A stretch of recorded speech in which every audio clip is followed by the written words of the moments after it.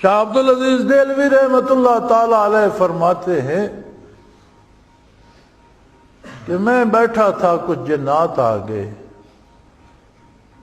حضرت ادب سے عرض کرتے ہیں ایک مسئلہ شرعی ہے، آپ کی اس کے لیے ضرورت ہے، آپ ہمارے ساتھ تشریف لے چلیے۔ تجھے لے گئے، جنوں کے بادشاہ کا دربار لگا ہوا تھا، جنات تھے اور بڑے بڑے پرانے جنات بزرگ بھی بیٹھے تھے، ان کی عمریں ہزاروں سال ہوتی ہیں۔ وہاں مجھے لے گئے، ایک انسان کو انہوں نے پکڑا ہوا تھا، مقدمہ یہ پیش تھا کہ ایک جن سانپ کی شکل میں پھر رہا تھا، اس شخص نے اسے مار دیا، وہ جنات اس کو مارنا چاہتے، بدلے میں قتل کرنا چاہتے، لیکن بادشاہ نے کہا کہ نہیں، شرعی مسئلہ بتاؤ، کیا شرعاً یہ واجب القتل ہے؟ کس سے پوچھیں؟ ہم نے حضرت آپ کو اس لیے تکلیف دی۔ شاہ صاحب فرماتے ہیں میں نے یہ فرمایا کہ مدینہ منورہ میں حضور کا ایک صحابی گھر تشریف لایا، مسلح تھا، کہیں جہاد سے آیا، گھر گیا تو دیکھا بیوی گلی میں کھڑی ہے، تو بہت ناراض ہوئے اور انہوں نے ہاتھ میں نیزہ تھا، نیزہ سونتا بیوی کو ڈرایا، تو اس نے کہا مجھے مت ماری، اندر دیکھے تو صحیح۔ تو سیر میں انہوں نے دیکھا تو بہت بڑا سانپ پھن پھیلائے اس طرح کر رہا تھا، انہوں نے نیزہ اس پر پھینکا، وہ مر گیا۔ جنات نے فوراً اس صحابی کو شہید کر دیا، جن بھی مر گیا، صحابی وہیں، وہ بھی فوت ہو۔ صحابہ کرام ان کا وجود اٹھا کر حضور کی خدمت میں لے گئے، یا رسول اللہ یہ واقعہ ہوا ہے۔ آپ نے فرمایا وہ سانپ جن تھا، انہوں نے اسے قتل کیا، جنوں نے انہیں شہید کر دیا۔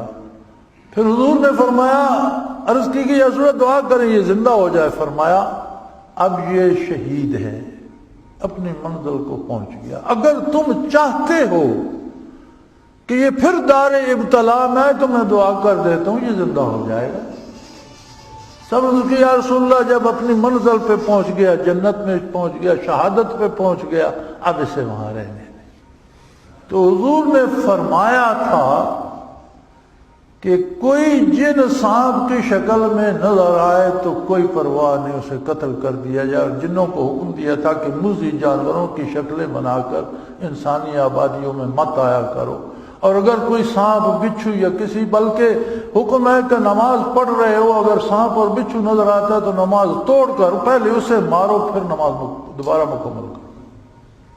فرماتے جب میں نے یہ حدیث سنائی تو ایک بوڑھے سے جن نے اپنے پپوٹے اس طرح اٹھائے، اس کی آنکھیں بند تھیں، پلکیں اٹھ نہیں سکتی تھی، اس نے اس طرح اٹھا کر مجھے دیکھا اور کہنے لگا سبحان اللہ، کیا بات یاد دلا دی، میں اس وقت مدینہ منورہ میں موجود تھا، یہ واقعہ میرے سامنے ہوا۔ تو شاہ صاحب فرماتے تھے میں تابعی ہوں، میں نے جن صحیح لیکن ایک صحابی کو تو دیکھا ہے۔ شاہ صاحب بڑے فخر سے لکھتے ہیں میں تابعی ہوں۔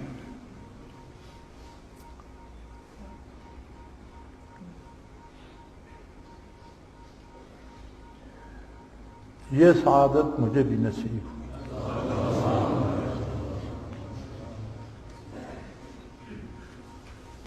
نعرہ تکبیر۔ جن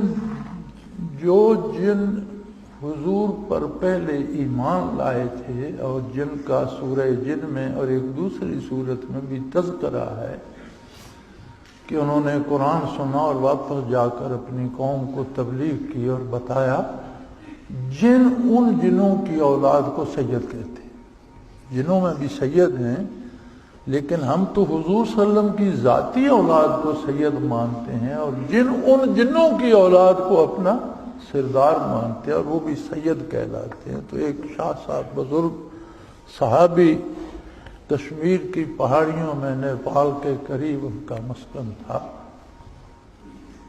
اب وہ دنیا سے وصال فرما چکے ہیں، کافی دیر ہو گئی۔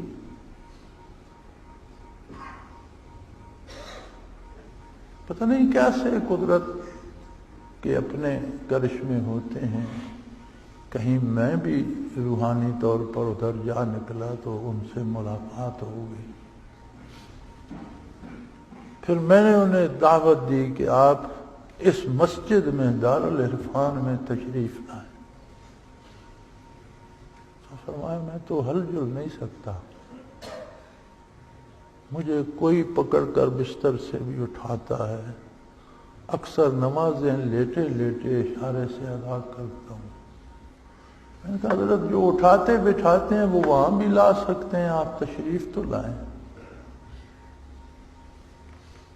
تو ان کے لیے میں نے انڈوں کا حلوہ بنوایا، چائے بنوائی. میرے ذاتی کپ میں سے تقریباً 1/4 کپ چائے انہوں نے پی، اور اتنا سا اس میں سے حلوہ بھی دیا. اسی مسجد میں، اسی دفتر میں یہاں تشریف لائے. یہ شرف الحمدللہ اللہ کی عطا سے مجھے بھی حاصل.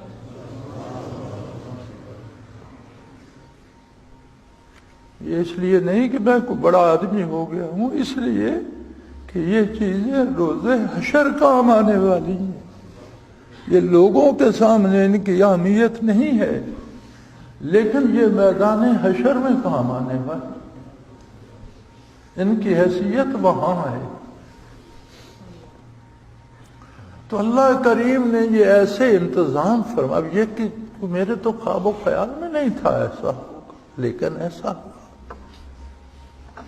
کتنے ساتھیوں کو بھی وہ جو حلوہ بچا تھا پھر میں نے لنگر والوں کو دیا کہ بہت سا بنا کر یہ اس میں شامل کر دو اور ساتھیوں کو دو. کئی ابھی تک، میرا سال اس 1.5-2 سال ہو گئے، کئی ساتھی ابھی تک اسے چلا رہے، ختم ہونے کو اس میں اور پکا کے ملا لیتے ہیں، فرج میں رکھ کے رکھتے ہیں.